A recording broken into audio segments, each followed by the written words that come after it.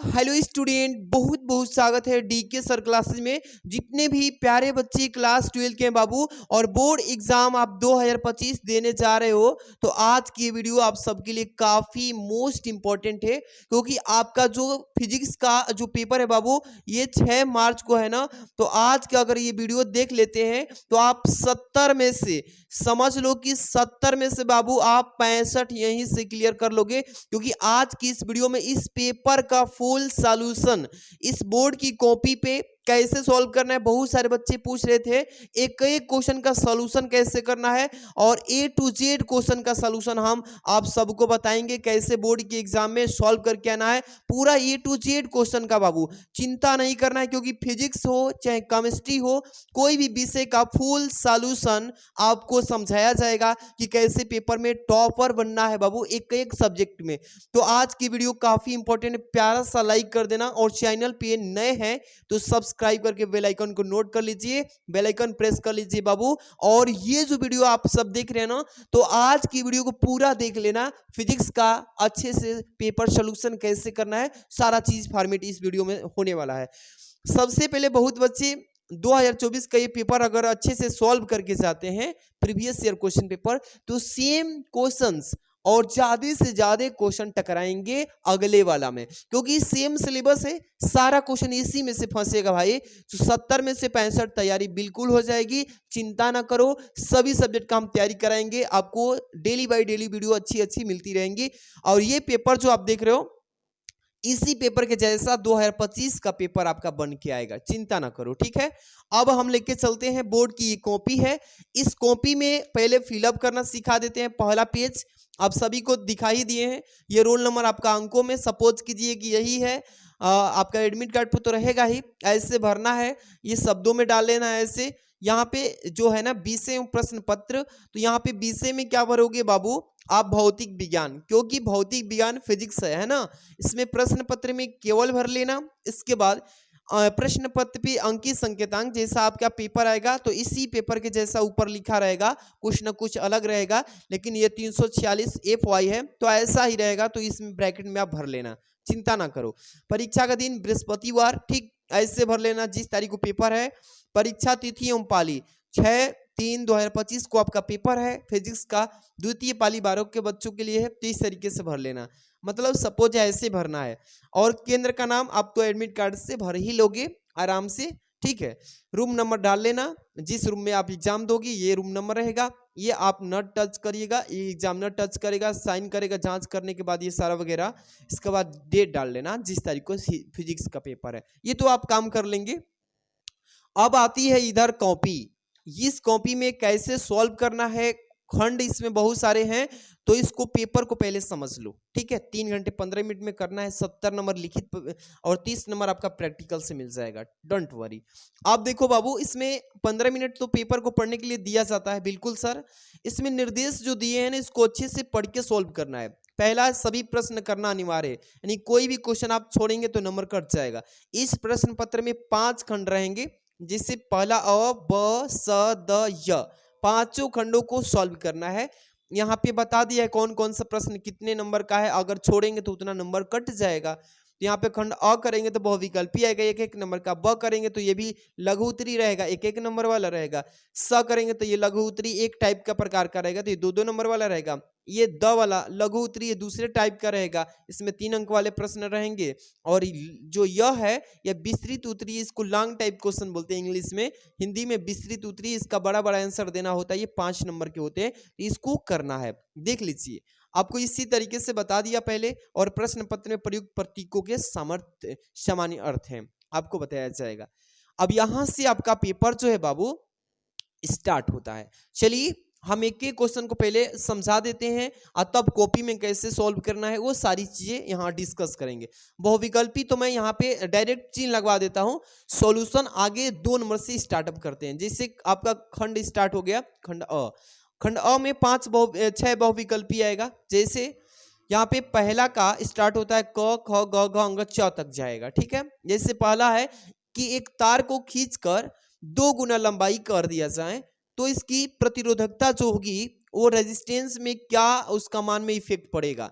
अगर हम कोई तार ले लेते हैं, मान लीजिए पेंसिल है, यही हमारा तार है, और इस तार को हम लोग खींच करके इसका 2 गुना कर दें, ये पहला गुना है प्रथम, और इसको हम खींच के इसको डबल कर दें, तो कह रहा है कि जब इसकी लंबाई को डबल करेंगे बाबू, तो इसकी रेजिस्टेंस पे क्या इफेक्ट पड़ेगा, प्रतिरोधकता पे, वो बताना है। तो आप इसमें कोई परिवर्तन नहीं आता है। जब इसको हम डबल भी खींच के कर देंगे तो उसकी प्रतिरोधकता में कोई इफेक्ट नहीं पड़ेगा, इसलिए वो अपरिवर्तित रहता है। जब भी इस टाइप से प्रश्न आए तो आराम से ये क्वेश्चन लगा लेना, अपरिवर्तित। ठीक है, अब उसको प्रूफ भी कर सकते हैं, बट यहाँ पे पहले मैं बहुविकल्पी फटाफट से बता देता हूँ, फिर आगे बहुत पेपर का सोल्यूशन है बाबू, ठीक है ना।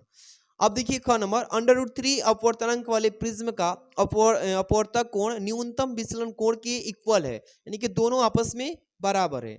तो न्यूनतम विचलन कोण बताइए, डेल एम का मान पूछा है। सबसे पहले कह रहा है इसमें कि √3 जो है एन का मान दे दिया, एन का मान कितना है प्यारे बच्चों, √3 दे दिया बाबू, और कह रहा है कि जो अपवर्तक कोण है ए और न्यूनतम विचलन कोण है, दोनों आपस में क्या है, बराबर है। तो न्यूनतम विचलन कोण फॉर्मूला जब लगाएंगे, सॉल्व करेंगे दोनों को आपस में, तो इसका आंसर आएगा 60 डिग्री। मैंने सॉल्व किया है, बट यहाँ पे बहुविकल्पी को जल्दी जल्दी करा दूं, और आगे तो बहुत सारे न्यूमेरिकल करने हैं ना, तो उसमें ये क्वेश्चन मिल ही जाएगा। अगला प्रश्न है ग नंबर, √ यहाँ पे लिखा है LC का मात्रक क्या होता है। बहुत ही सिंपल सा, और मैं इसको बता भी चुका हूं। L जो है प्रेरकत्व तथा C जो है धारिता है, तो इसका मात्रक क्या होगा, ये बहुत सिंपल है। जब हम इसको कटा के इसका मात्रक निकालते हैं, ये सेकंड आता है। क्या आता है बाबू, सेकंड आता है। अभी कॉपी में लिखना भी सिखाएंगे, पहले तो 6 कर लें। घ नंबर, किसी प्रकाश वैद्युत सेल के लिए देहली तरंगदैर्ध्य यहाँ पे लैम्डा नॉट है, किसी अन्य सेल जिसकी कैथोड पर कार्यफलन ओमेगा नॉट पहले से n गुना हो, तब अन्य सेल के लिए देहली तरंगदैर्ध्य पूछा है लैम्डा यहाँ पे। तो इस तरीके से इसका आ जाता है लैम्डा नॉट इंटू n-1, ये इसका आंसर हो जाएगा चौथा। अगला है अंग नंबर, दी गई नाभिकीय प्रक्रिया में W कण किस टाइप का है। जैसे 2 यहाँ पे देखिए He4 प्लस Z, यहाँ पे इसको He2 4 पढ़ेंगे। XZA अप्रोचेस टू, यानी कि जब इसको हम लोग एक साथ जोड़ के रिएक्शन बनाएंगे तो ये YA+3 और Z+2 प्लस W निकल के आएगा। तो ये जो होता है ये न्यूट्रॉन के द्वारा होता है। किसके द्वारा, न्यूट्रॉन के त्याग से हो जाएगा। तो यहाँ पे पहला हो जाएगा। इसका सॉल्यूशन कराएंगे बाबू बढ़िया से, तो उसमें बताएंगे, बट यहाँ पे हम डायरेक्ट इसका आंसर बता रहे हैं। आर प्रतिरोध के यानी कि धारा मापी में मुख्य धारा का 10% भेजने के लिए आवश्यक शंट का प्रतिरोध क्या होगा। शंट का यहाँ पे रेजिस्टेंस पूछा है, तो ये हो जाएगा 11R। कट पीट कैंसर इतना आ जाएगा। चलिए कॉपी में सॉल्व करना सिखा ही देते हैं। अब यहाँ पे मैंने सबसे पहले क्या कर रखा है कि खंड अ स्टार्ट किया है। ऐसे ही आपको बोर्ड की कॉपी में साफ साफ भरना है। खंड अ लिख लेना है ना। इसमें प्रश्नोत्तर संख्या फर्स्ट लिखिएगा, और इसमें कितने प्रश्न है, च तक, क ख ग घ अंग च। और मैंने इसमें सॉल्व करके इसका यहाँ पे लिख लिया है कि क का कौन सा विकल्प सही था। क नंबर का चौथा विकल्प सही है। देखिए अपरिवर्तित, तो इस चीज को मैंने इस चीज को उतार देंगे, बस ऐसे ही तो आपको भी लिखना है। बस देखिए अपरिवर्तित लिख देना है, अपरिवर्तित ऐसे लिख लोगे बाबू, आराम से ऐसे लिख लेना। इसमें क्या था, इसमें तीसरा विकल्प सही 60 अंश, तो ऐसे ही तीसरा विकल्प सही है, तो 60 अंश आप भी इस तरीके से दे देना, कोई दिक्कत नहीं है। ग का इसमें चौथा है सेकंड, तो इस तरीके से चौथा लिखेंगे, सेकंड लिख लेंगे। क्या लिखेंगे, सेकंड, कोई दिक्कत नहीं ना, इस तरीके से कर लेना।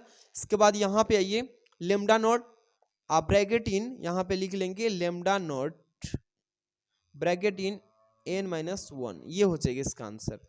इसके बाद इसमें पहला है न्यूट्रॉन, क्या लिखेंगे, पहला में न्यूट्रॉन।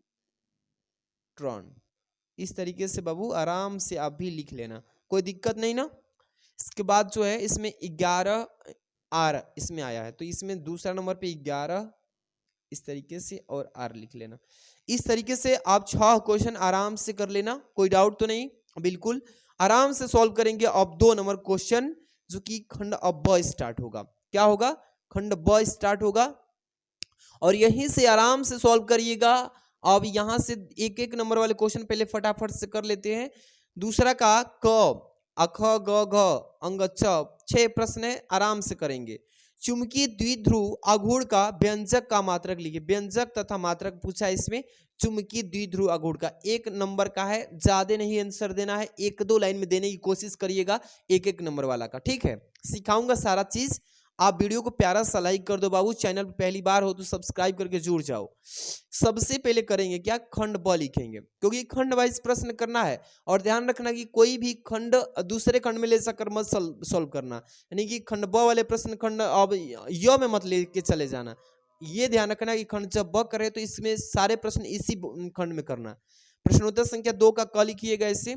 और चुंबकीय द्विध्रुव आघूर्ण M इक्वल, यहाँ पे देखिए N into I into A होता है, ठीक है।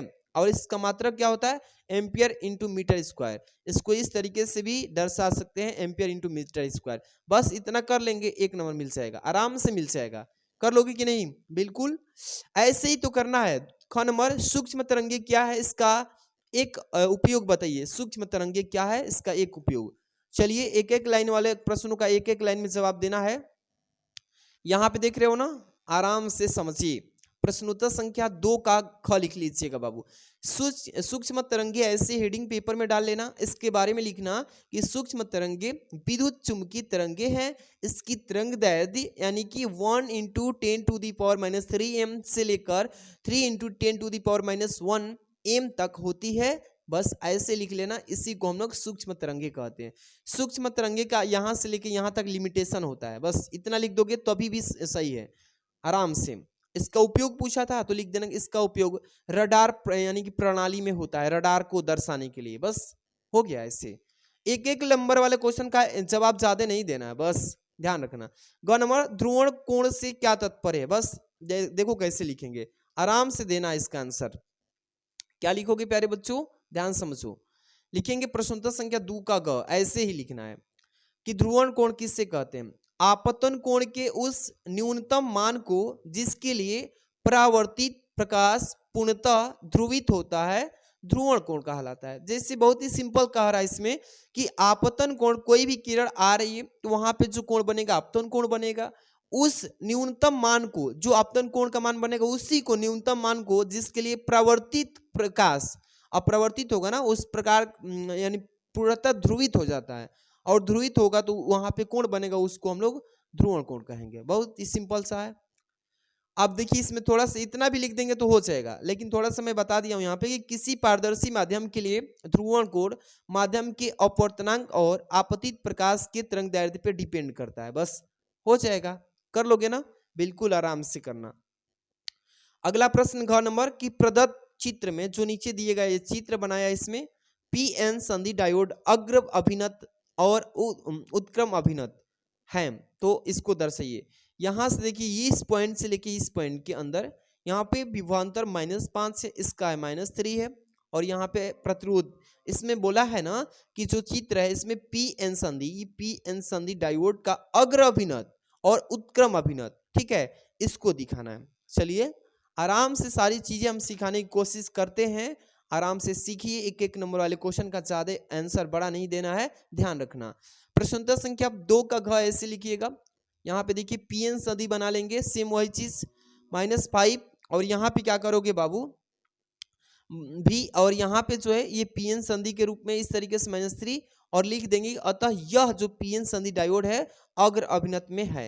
ये किस अभिनत में है, अग्र अभिनत है। ये दोनों में से पूछा था कौन सा है, तो आपको बता देना है कि अग्र अभिनत होगा, उत्क्रम नहीं होगा, ठीक है, आराम से। अगला है अंग नंबर 1 हेनरी स्वप्रेरकत्व को परिभाषित कीजिए। पेपर में बस ऐसा ही परिभाषा पूछेगा एक नंबर का कि हेनरी स्वप्रेरकत्व को परिभाषित कीजिए। कर लोगे कि नहीं, बिल्कुल आराम से करना। प्रश्नोत्तर संख्या 2 का अंग लिखेंगे, यदि किसी कुंडली में प्रवाहित धारा को, यानी कि यहाँ पे देखिए 1 एम्पियर प्रति सेकंड की दर से बदलने पर उसमें 1 वोल्ट का विद्युत वाहक बल प्रेरित होता है, यानी उत्पन्न होता है, तो उस कुंडली को प्रेरकत्व 1 हेनरी कहते हैं। बस ऐसे ही तो आराम से लिखना है, थोड़ा बेहतर तरीके से समझिए इस बात को और आराम से बिना देखे हुए लिखने की कोशिश करिए, ऐसा ही आपका पेपर आएगा। इसमें लिख देंगे थोड़ा सा, प्रेरित विद्युत वाहक बल C होता है और यहाँ पे इसका फार्मूला होता है एल डेल्टा आई अपन डेल्टा टी होता है, ये इसका फार्मूला हो जाएगा। आराम से लिख देना, फार्मूला नहीं लिखेंगे तो भी कोई दिक्कत नहीं है। बस 6 नंबर देखेंगे, फिर तब से आगे बढ़ जाएंगे। धारा घनत्व की परिभाषा और मात्रक बताइए कि धारा घनत्व किससे कहते हैं, इसका मात्रक क्या होता है ये बताइए। चलिए आराम से सारा चीज सीख लीजिए बाबू, ऐसे ही पेपर आपका आएगा और आराम से सारा प्रश्न को सॉल्यूशन करने का तरीका देखिए और ऐसे ही पेपर सॉल्व करना है। प्रश्न उत्तर संख्या 2 का 6, ठीक है। ऐसे ही लास्ट ये क्वेश्चन है 1 नंबर वाला में, फिर आगे बढ़ेंगे।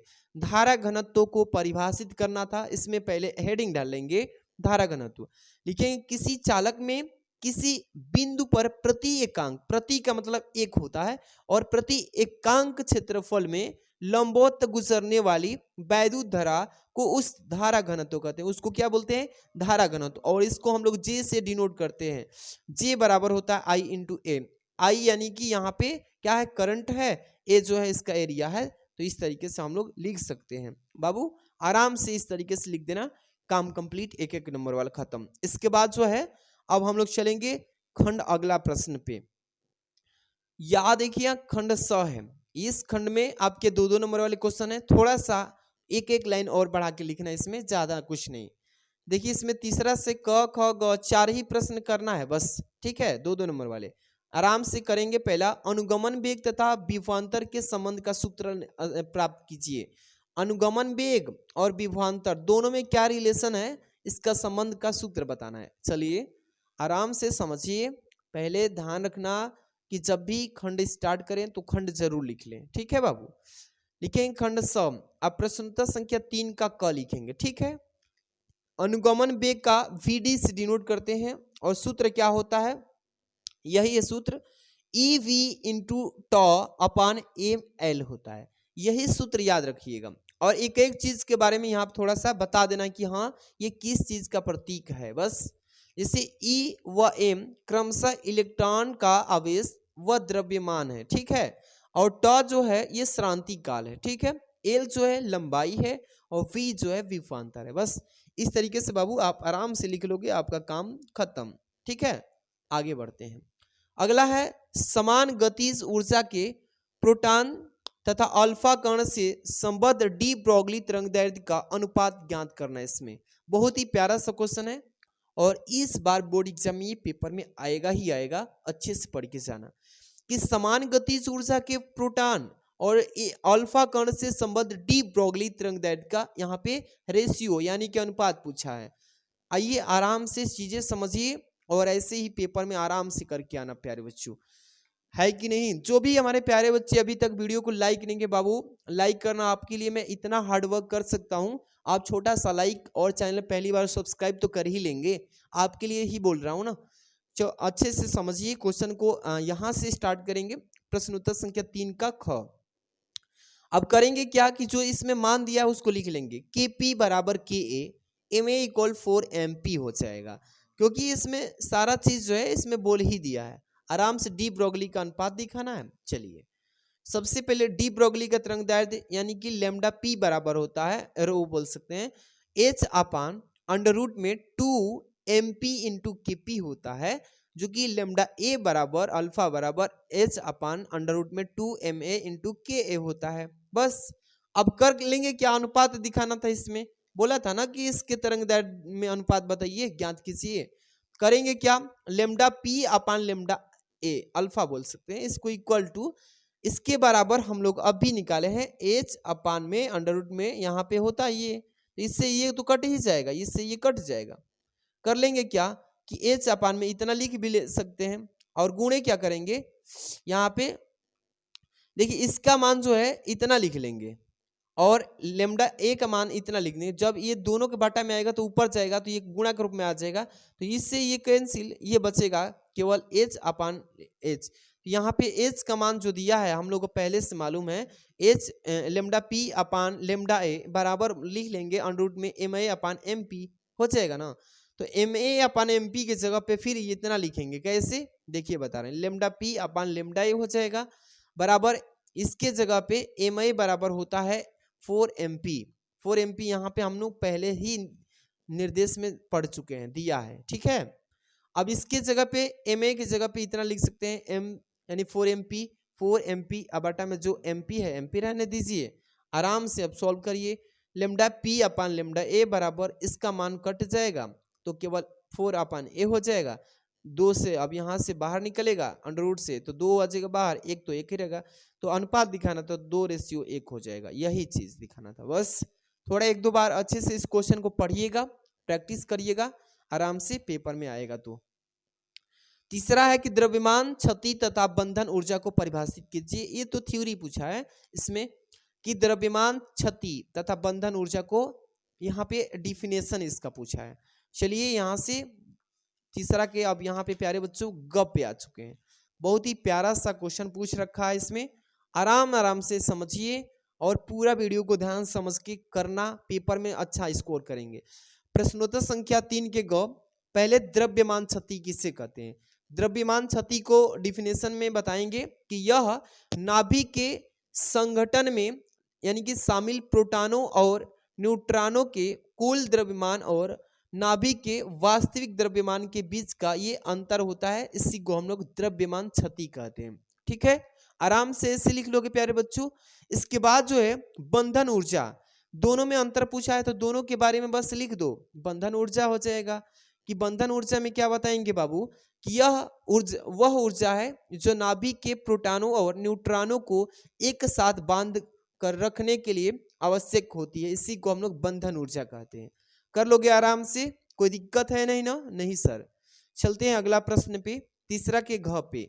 दिए गए परिपथ में 5 मिली एम्पियर धारा प्रवाहित हो रही है, यानी कि 5 मिली एम्पियर धारा है और प्रतिरोध जो है आर का मान बताना है। बस करेंगे क्या, इसको पहले परिपथ को समझिए। इसमें 1.5 वोल्ट का यहाँ पे बैटरी जोड़ा है, ठीक है। इसमें जो है प्रतिरोध आर है, इसी का मान ज्ञात करना है।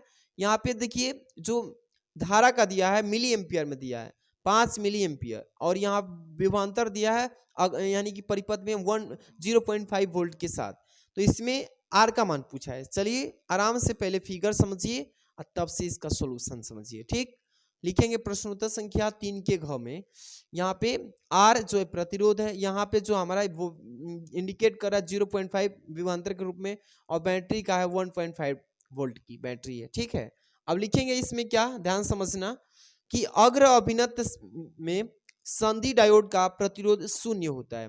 क्या होता है, जब भी अग्र अभिनत होगा और संधि डायोड को रखेंगे तो उसमें प्रतिरोध जो होगा उसका प्रतिरोध शून्य हो जाएगा। बहुत ही सिंपल सा क्वेश्चन पूछा है इसमें। अब आराम से यहां से देखो तो बताएंगे शून्य जब हो जाएगा तो यहाँ पे क्या करेंगे बाबू, आर जीरो के बीच विभवांतर जो निकालेंगे वो 1.5 माइनस कर देंगे 0.5 क्योंकि इसमें दिया है। अब यहाँ पे घट के आएगा 1.0 वोल्ट, आराम से कर लेंगे। अब नीचे लिखेंगे कि आर प्रतिरोध का मान आर बराबर V/I होता है और यहाँ पे V का मान 10 है, अब बटे में I का मान 5 × 10 के माइनस ये 3 मिली हेनरी को मिली एम्पियर को एम्पियर में चेंज किया है तो इसलिए -10⁻³ से गुणा कराए हैं। अब इसमें भाग देंगे, ये ऊपर जाएगा 5 दूनी के 10 हो जाएगा, ये 10 के पावर ऊपर जाएगा तो यहाँ से ये क्या हो जाएगा, ये घट के इधर 200 एम्पियर में आ जाएगा। बहुत सिंपल सा क्वेश्चन है, आराम से कर लेना। चलिए अगला क्वेश्चन इसमें है द नंबर, ध्यान से देखिए ये द नंबर वाला क्वेश्चन बहुत ही प्यारा सा है। 4 नंबर क्वेश्चन है, इसमें न्यूमेरिकल दिया है पहले, ये 3-3 नंबर का क्वेश्चन है बाबू।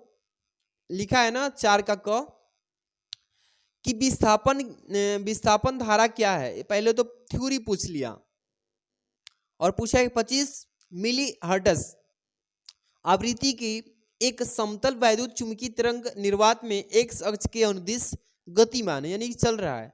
तो निर्वात में किसी वस्तु पर वैद्युत क्षेत्र जो है वेक्टर E = 6.3 J वोल्ट प्रति मीटर है। तो इस बिंदु पर चुंबकीय क्षेत्र वेक्टर B का मान बताइए किस दिशा में होगा और क्या होगा, यही ना। आराम से करिएगा। इसमें आपको क्वेश्चन कितने करने हैं, 5 क्वेश्चंस अंग तक करना है। बहुत ही सिंपल तरीके से बताएंगे, आराम से समझिए, पूरा पेपर का निचोड़ समझ लो बाबू। ठीक है, पहले करेंगे क्या, इसमें आप खंड द लिखेंगे ऐसे। प्रश्नोत्तर संख्या 4 के क लिखेंगे। इसमें पहले विस्थापन धारा पूछा था, इस थ्योरी को तो इसका थ्योरी लिख लो नॉर्मली कि परिवर्तित विद्युत क्षेत्र की कारण बहने वाली धारा को विस्थापन धारा कहते हैं। बहुत ही प्यारा सा क्वेश्चन था और जिसे हम लोग आईडी से प्रदर्शित करते हैं। बहुत ही सफिक्स में ऐसे लिखना आईडी, इसी से आप इसको डिनोट कर सकते हैं। ठीक, और दिया इसमें कि जो ई है इसका मान दे रखा है इसमें बाबू, ई का मान दे रखा है इसमें आराम से 6.3 जे कैप यहाँ पे वोल्ट प्रति मीटर में दिया है। आराम से ऐसे नोट कर लेना। इसके बाद चलेंगे क्या इसमें बोला था, इसमें बहुत ही सिंपल तरीके से करेंगे। वेक्टर बी बराबर वेक्टर ई अपान सी होता है। अब मान को रख लीजिए, ई का मान दिया है 6.3, सी का मान निर्वात में होता है 3 × 10⁸ मीटर पर सेकेंड। अब इसको भाग कर देंगे, आराम से वेक्टर बी का मान निकल के आ जाएगा। ये 3 दूनी के 6, ये 3 एकम 3, इस तरीके से 2.1 × 10⁸ यानी कि के कैप, यही इसका आंसर आ जाएगा। बहुत ही सिंपल क्वेश्चन था, आराम से कर लेंगे। उम्मीद है कि समझ पा रहे होंगे। ऐसा ही क्वेश्चन आएगा बाबू, ठीक है। आप लोग बढ़िया से थोड़ा पढ़िए, मन लगा के चैनल पे जुड़ जाओ। पूरा पेपर केमिस्ट्री का हो ही गया, अभी बहुत सारे सेट कराएंगे, साथ साथ पेपर का सोल्यूशन लाएंगे। उसी पेपर को पढ़ के बहुत स्कोर कर सकते हैं। इसके बाद बायोलॉजी आएगा, मैथ भी आएगा। ठीक, ख नंबर लिखा है ना C1, यहाँ पे C1 माइक्रोफैरड तथा C2 माइक्रोफैरड धारिता के दो धारिताओं यानी कि संधारित्रों को समांतर क्रम में जोड़ने पर तुल्य धारिता यानी 20 माइक्रोफैरड है। यदि उन्हें श्रेणी क्रम में जोड़ा जाए तब तुल्य धारिता जो होगी उसका कुल धारिता यानी कि 4.8 माइक्रोफैरड हो, तब C1 व C2 की धारिताओं के अनुपात पूछा है कि उनके बीच का अनुपात क्या होगा, बड़ा C1 होगा कि C2 होगा। इस टाइप से पूछ रखा है इसमें। तो आराम से क्वेश्चन को देखिए, ध्यान से करना है, बहुत ही सिंपल क्वेश्चन है और जो बच्चे तैयारी किए हैं बहुत अच्छी बात है। प्रश्नोत्तर संख्या ऐसे 4 के ख लिख लेना। ठीक, इसमें समांतर क्रम में पहले दिखाना है इसमें, तो क्या लिखोगे बाबू इसमें समांतर क्रम में? देखो C1 + C2 जोड़ लेंगे ना, समांतर क्रम में जोड़ लेंगे इस तरीके से। अब करेंगे क्या, समांतर श्रेणी क्रम भी होता है ना, इसमें दिया है 20 माइक्रोफैरड, श्रेणी क्रम में C1 × C2 अपान C1 + C2 हो जाएगा, इसलिए यहाँ पे 4.8 माइक्रोफैरड। अब इसमें क्या दिखाएंगे, C1 × C2 का मान दोनों को जब देखेंगे तो गुणा के रूप में आएगा, तो 4.8 × 20 हो जाएगा। ये 4.8 × 20 96 माइक्रोफैरड, ये समीकरण बना लेना इसको। अब दोनों को यह C1 - C2 कर देना, तो इसके लिए फॉर्मूला होता है अंडर रूट में C1 + C2 का होल स्क्वायर -4 C1 × C2, ये ब्रैकेट में हो, ये अंडर रूट में होता है। अब इसके आगे थोड़ा सा ये ध्यान देना कि मान को बस रखना है C1 - C2 का अंडर रूट में रख लेना। ध्यान से देखिए, ब्रैकेट में यहाँ पे C1 का मान 20 का स्क्वायर माइनस C2 का मान 4 × 96 हो जाएगा। और सॉल्व करेंगे तो ये हो जाएगा 20 का वर्ग 400 माइनस 96 × 4 यानी 384 हो जाएगा। अब इसको घटा देंगे 400 में से 384, तो ये आ जाएगा अंडर रूट में 4। अब ये बाहर हो जाएगा, तो 4 माइक्रोफैरड भी हो सकता है। यहाँ पे देखिए C1 - C2 का मान 4 माइक्रोफैरड। ये तीसरा समीकरण बना लेंगे। अब देखेंगे क्या करेंगे, यहाँ तीनों बना लिए, तो समीकरण 1 और समीकरण 2 से सॉल्व करके निकाल लेंगे। समीकरण 1 जो है आपको दिखा रहे हैं बाबू, समीकरण जो 1 है इसमें यही है ना, C1 + C2 = 20 और समीकरण 2 है 4 यहाँ पे यानी 96 माइक्रोफैरड। इस तरीके से 2C1 बराबर यहाँ पे कितना हो जाएगा 24 माइक्रोफैरड। C1 बराबर बस आधा हो जाएगा क्योंकि 2 से डिवाइड हो जाएगा इसमें माइक्रोफैरड, तथा C2 का मान कितना है 8 माइक्रोफैरड। तो अतः लिख सकते हैं C1/C2 = 12, इतना हो जाएगा, और C2 का मान बटा में 8, तो इसलिए हम लोग कटा देंगे। 4 से 4 × 12, 4 × 2 = 8, 3/2 आ जाएगा। C1/C2 का मान 3/2 हो जाएगा। यही निकालना था। बहुत ही प्यारा सा क्वेश्चन था, इसको थोड़ा अच्छे से पढ़ के जाना बाबू, काफी इंपॉर्टेंट है। अगला प्रश्न है आपके सामने कि दो समांतर तथा सीधे धारावाही चालकों के बीच लगने वाला जो बल होगा फोर्स, यानी कब आकर्षण तथा प्रतिकर्षण, आकर्षण तथा दूसरा में प्रतिकर्षण बल होगा और क्यों होगा, यही पूछा है ना। आइए इसको सॉल्व करते हैं। आराम से देखो और समझ लो, पेपर में ऐसा है इसी प्रकार से पूछेगा, करके आना होगा आपको। ठीक है, पहले तो प्रश्न उत्तर संख्या आराम से डाल लेना 4 का ग। ठीक है बाबू, और इसमें जो पूछा था ना, दो समांतर सीधे धारावाही चालकों के बीच लगने वाला बल, पहले लिखेंगे कि पास पास रखे दो धारावाही चालक चुंबकीय क्षेत्र की पारस्परिक क्रिया को के कारण एक दूसरे पर बल लगते हैं। क्या करते हैं? फोर्स लगाते हैं। प्रयोगों द्वारा यह देखा जाता है कि जब दो तारों में धारा की दिशा एक ही है तो वे एक दूसरे को आकर्षित करते हैं, लेकिन जब धारा की दिशा विपरीत हो तो एक दूसरे को प्रतिकर्षित का मतलब दूर दूर खेदते हैं, आकर्षित का मतलब खींचते हैं। बस ये चीजें आप लिख लेंगे, इसमें ये दिखाना था। पहला इसमें पूछा था आकर्षित प्रतिकर्षित हो गया, और क्यों? यहाँ पे आइए, इसी के माध्यम समझिए। पी क्यू आर एस, ये जो है हम लोग का I1 धारा होगी, ये जो है I2 होगी। इसमें बल जो लग रहा है F, और इधर एक विपरीत बल लग रहा है F, इस तरीके से। तो यहाँ पे देखिए एक और है, ये जो P Q और R S, ये जो है ऊपर जा रही है धारा, तो I1 हो गई, और ये जो नीचे आ रही है इसको I2 बोल लेंगे। इसमें जो बल लगेगा इस बाईं तरफ लगेगा, इसमें जो है दाईं तरफ, इस तरीके से, और दोनों के बीच की दूरी R से दर्शा लेंगे इसमें भी, और लिख देंगे लास्ट में। क्या लिखेंगे कि जहां P और जो Q है तथा R और S है, R जो S है, दो लंबे ये सीधे समांतर तार हैं, केवल क्या है बाबू? तार है, और इसमें धारा बहेगी जिसके बीच की दूरी जो है, इस दोनों के बीच की दूरी स्मॉल r है, तथा धाराएं क्रमशः I1 I2 है। बस मैंने समझाया ही, उसी चीज को बस व्याख्या कर देना था, बस हो गया काम। बस ऐसा ही पेपर आएगा, आराम से कर लेना है। ध्यान। चलिए अगला प्रश्न प्यारे बच्चों, इसमें घ नंबर की अनुनादी परिपथ से क्या तात्पर्य। पहले तो परिभाषा पूछ लिया अनुनादी परिपथ का, और LCR श्रेणी अनुनादी परिपथ के लिए आवश्यक प्रतिबंध तथा अनुनादी की स्थिति में आवृत्ति का व्यंजक पूछा। इसमें देख लीजिए, इसी तरीके से 3 नंबर वाले क्वेश्चन आएंगे, तो थोड़ा सा धैर्य बना के समझो, पढ़ो, समय दो, तब भी अच्छा स्कोर कर पाओगे। इसमें है प्रश्नोत्तर संख्या 4 के घ, ऐसे ही लिखना पड़ेगा, ठीक है। तब पहले परिभाषा लिखिएगा, अनुनादी परिपथ किसे कहते हैं, ठीक है। लिखेंगे वह परिपथ, परिपथ का मतलब रास्ता, जिस रास्ते से लाइट गुजरती है, विद्युत गुजरती है, उसको हम लोग परिपथ कहेंगे। वह परिपथ जिसमें L, C तथा R श्रेणी क्रम में जुड़े होते हैं, श्रेणी क्रम, ठीक।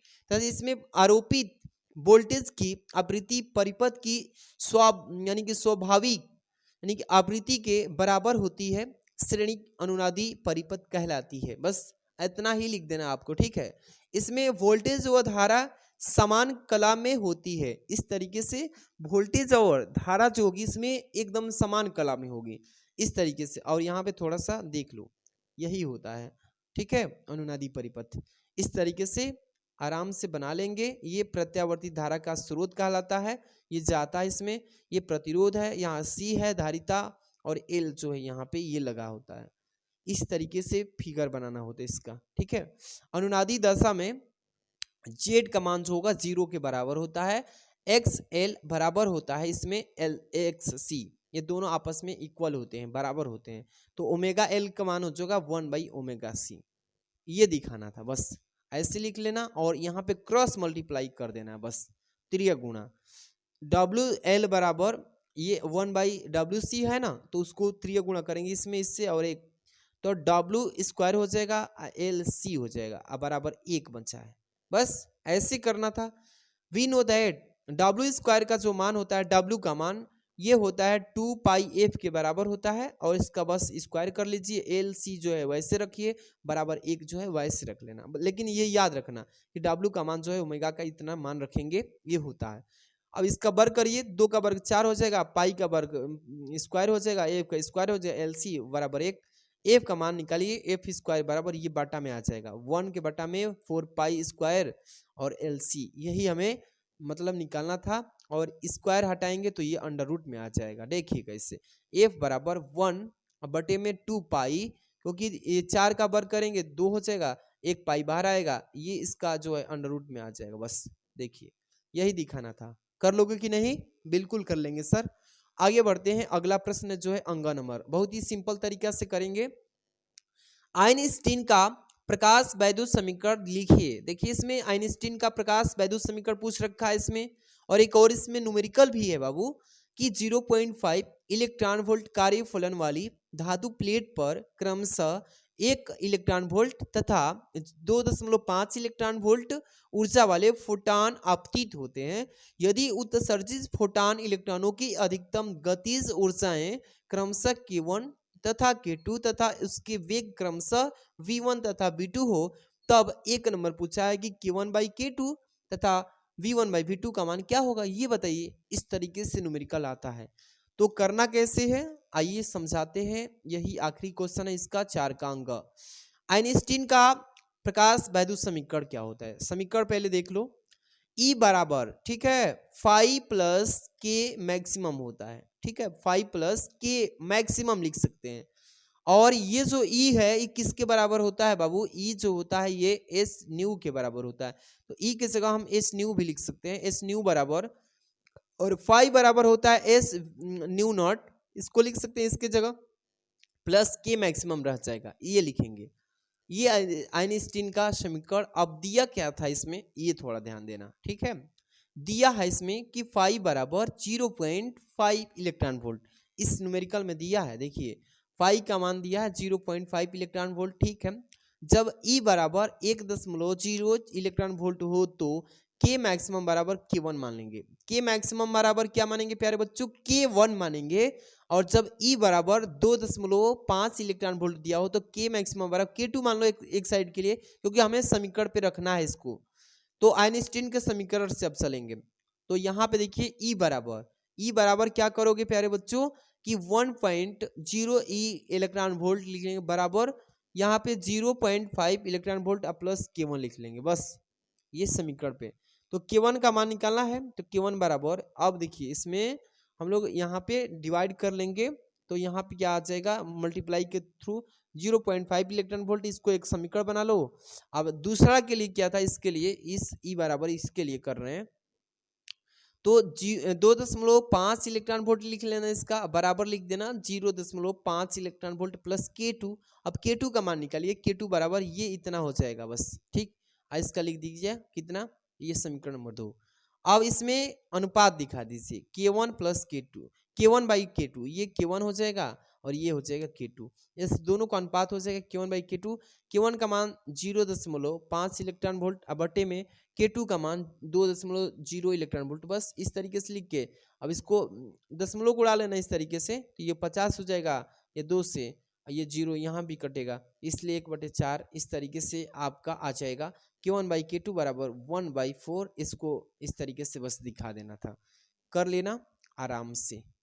अगला प्रश्न है, इसमें चलेंगे अगले प्रश्न पे प्यारे बच्चों, 5 नंबर का। बहुत ही सिंपल सा क्वेश्चन है, आराम से इसको करना का करिएगा। देखिए इसमें क्वेश्चन 5 के क ख, इसमें ग है, इसमें घ है, इस तरीके से इसमें अंग तक 5 प्रश्न है इसमें। बहुत ही प्यारा सा क्वेश्चन है, आराम से इसको करने की कोशिश कीजिएगा। आप लोग खुद से भी सॉल्व करिए इस पेपर को, वीडियो लॉन्ग हो जाएगी, इसलिए मैं सोच रहा हूँ कि बच्चों को बस इतना ही बताऊं, लेकिन कोशिश कर रहा हूँ कि बता दूं पूरा। देखिए इसमें पहले ये जो है यहीं से आपका 5-5 नंबर का आएगा, 5-5 नंबर वाला। सोच रहा हूँ कि 5-5 नंबर वाला एक अलग वीडियो बना लूँ, लेकिन ये जो है इस क्वेश्चन को 3-3 नंबर वाला को इसमें बता दूं, ठीक। यहाँ से क्वेश्चन नंबर 5 से चलिए, क्वेश्चन नंबर 5 से क्वेश्चन क्या बोला इसमें, 5 का क लिखा है इसमें, ध्यान समझिए कि समरूप चुंबकीय क्षेत्र में धारावाही लूप पर कार्य करने वाले बल आघूर्ण का सूत्र स्थापित कीजिए तथा इसकी सहायता से चुंबकीय द्विध्रुव आघूर्ण की परिभाषा भी दीजिए। 3 नंबर वाले क्वेश्चन हैं। चलिए इसको कैसे करोगे सॉल्व, ये देखो। इसमें मैंने एक क्वेश्चन छोड़ दिया था, क्या पीछे वाला क्वेश्चन में 2 क्वेश्चन पूछा था ना, इसमें 4 नंबर में, इसमें अंग में ये दूसरा v1/v2 बोला था ना, ये तो मैं भूल ही गया था। चलो भाई v1/v2 निकाल देते हैं। तो ये हाफ m1 स्क्वायर बटा में हाफ mv स्क्वायर यानी mv2 का स्क्वायर। अब दोनों को यहाँ पे अनुपात दिखा देंगे तो इसके बराबर क्या है, 1/4 है। तो यहाँ पे v1 का स्क्वायर बटे v2 का स्क्वायर लिख लेंगे आराम से, और 1 ये तो कैंसिल हो जाएगा ना, तो वही ना बचेगा। तो 1/v1/v2 1 क्या आ जाएगा, 2 आ जाएगा, बस हाफ हो जाएगा, उसका स्क्वायर है ना, मतलब दोनों साइड का यहाँ पे वर्क कर लेंगे तो 1/2 आ जाएगा, बहुत सिंपल है। आराम से इस क्वेश्चन को करिए। समरूप चुंबकीय क्षेत्र में ये 5 नंबर पे धारावाही लूप पे कार्य करने वाले बल अघूर्ण स्थापित कीजिए सूत्र तथा इसकी सहायता से चुंबकीय द्विध्रुव अघूर्ण का परिभाषा दीजिए। आइए बाबू पहले तो इसको देख लीजिए। जितने भी प्यारे बच्चे अभी तक वीडियो को लाइक नहीं है, प्यारा सा लाइक कर दो। चैनल पे पहली बार हो सब्सक्राइब करके बेल आइकन को प्रेस कर लो। आपको डेली ही यहाँ पे हर एक विषय का मोस्ट इंपॉर्टेंट क्लास मिलेगा ही, जो पेपर में सीधे सीधे हेल्प करेगा। ठीक है, इस तरीके से आप आराम से देखिए पूरा आपका पेपर का सलूशन हम बना के और देने वाले हैं पीडीएफ के थ्रू। जो भी बच्चे अभी तक कुछ पढ़े ही नहीं हैं वो भी बच्चे पढ़ के आराम से इस क्लास से अच्छा स्कोर कर सकते हैं। देख लीजिए, तो अभी सोच रहे हैं कि नेक्स्ट वीडियो में इसको लेके आए 5 नंबर क्वेश्चन से, इस पेपर का 5 नंबर क्वेश्चन से और 6 नंबर का, क्योंकि ये वीडियो लॉन्ग हो चुकी है। आप लोग कमेंट करते हैं तो 5 नंबर क्वेश्चन और इसके बाद जो 6 नंबर इसके आगे जो है ये खंड वाला उसको कवर कर लेंगे। बहुत ही एनर्जी के साथ आएंगे। ठीक है, एनर्जी के साथ आपको भी एनर्जी लाएंगे। तो इस वीडियो को लाइक कर देना और चैनल पे पहली बार हो सब्सक्राइब करके बेल आइकन प्रेस कर लो। अगर आप पहली बार जुड़े हो तो दोस्तों को भी जोड़िए, शेयर कर दीजिए। और आप लोग अगर अभी तक कुछ नहीं पढ़े हो, नोट्स परचेज करना चाहते हो, खरीदना चाहते हो, तो बाबू आप नोट्स परचेज कर सकते हो। हैंड रिटेन नोट्स आपको दे दिया जाएगा। आपको यहाँ पे पेड कोर्स करना है, बस छोटा सा कार्य करना है। आप मात्र 49 रुपया में ले सकते हो कोई भी विषय। 49 रुपया में आल विषय लेना है तो 199 रुपया में ले सकते हो। अभी ऑफर चल रहा है, पूरा तैयारी कर लोगे। इस नंबर पे फोन पे करना 630 791 2241। इस नंबर पे व्हाट्सअप करके बोलिए सर मुझे नोट चाहिए, और इसी नंबर पे आप फोन पे करिएगा। बात करने के बाद व्हाट्सअप करिए, स्क्रीनशॉट भेजिए। आप आराम से आप 49 रुपये में चाहे फिजिक्स ले लो चाहे केमिस्ट्री कोई भी विषय लो, आल सब्जेक्ट के लिए 199। और कमेंट करिए कि सेकंड यानी कि वीडियो इसका लाऊं next video. Thanks for watching.